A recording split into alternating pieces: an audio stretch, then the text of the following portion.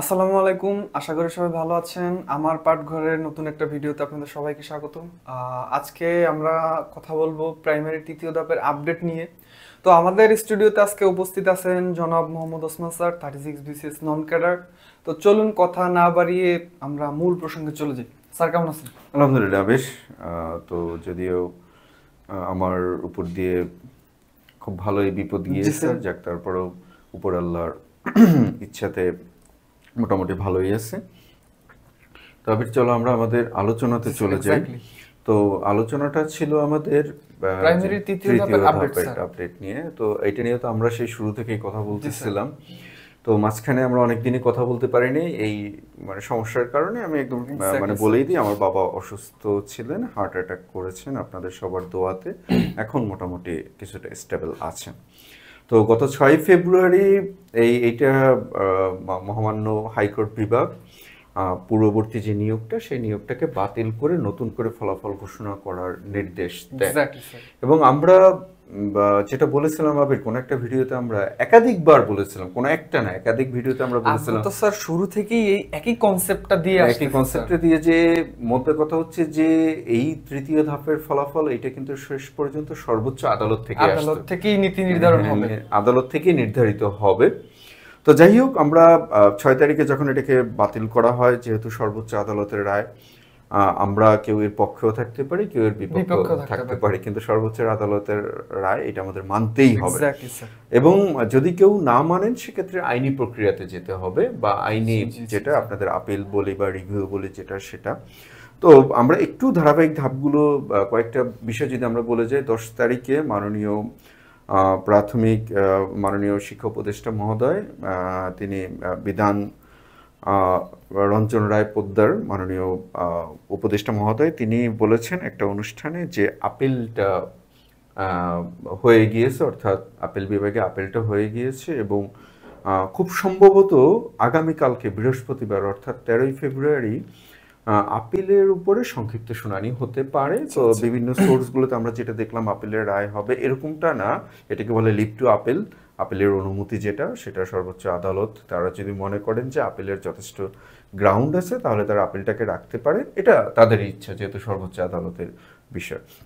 ইতিমধ্যে 11 ফেব্রুয়ারি এই যে যারা প্রতিনিধি দল, অর্থাৎ যারা ইতিমধ্যে 6,531 জন খুব সম্ভবত যারা নিয়োগ পেয়েছিলেন, যাদের নিয়োগটা বাতিল হয়েছে, তারা সচিবালয়ে যান এবং 6 সদস্যের একটি দল মাননীয় সচিব মহোদয়ের সাথে আলোচনা করেন।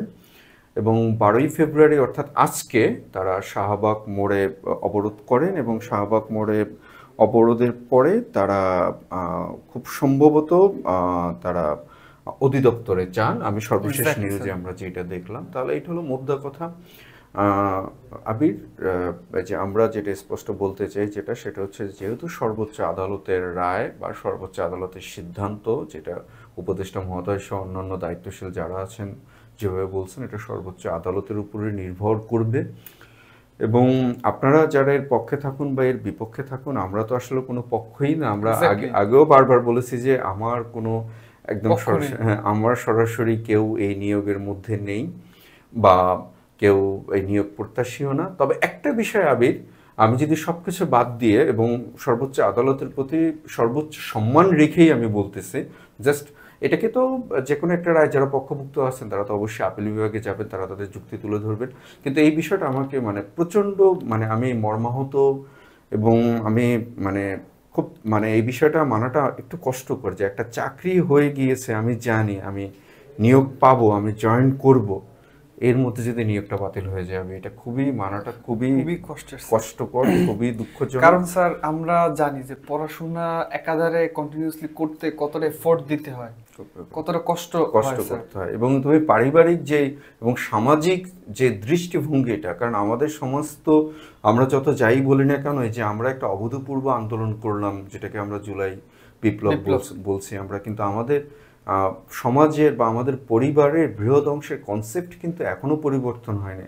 এখনো কিন্তু আমরা একটা মানুষকে মূল্যায়ন করছি তার ডেজিগনেশন, দ্যাট মিনস তার জব পরিচয় দিয়ে, এক্স্যাক্টলি স্যার, মানুষ হিসেবে না। মানুষ হিসেবে না আমরা। তাহলে এই যে মানুষগুলো যারা আছেন, আমি কোনো পক্ষ না, আমি আবারও বলছি যে ভাই আমি কোনো পক্ষ না, কারণ এরকম সমস্যায় তো আমিও পড়েছিলাম। আমার রূপালী ব্যাংকের নিয়োগে আমার সিনিয়র অফিসারে এটা লেন্দি হয়ে গিয়েছিল। প্রথম অবস্থায় প্রথমে আসেনি, পরবর্তীতে যখন প্যানেলে আসে তা 2-2.5 বছর পর, তাও আমি ওটা সিনিয়র অফিসার, এটা তো আমি আর করিনি, তখন আমি আর জয়েন করিনি, আমি বিসিএস এ নন ক্যাডারে চলে এসেছি। কিন্তু তখন এই চাকরিটা আমার খুব দরকার ছিল, খুব, যে সমাজে মানে নিত্য টানাপোড়েন, সমাজ, পরিবার, কাছের মানুষদের নিত্য কথা শোনা, এবং সামনে একটা ঈদ আসতেছে, এই যে প্রত্যেকটা পরিবারের 6531 জনের পরিবারের একটা স্বপ্ন ছিল। Exactly sir.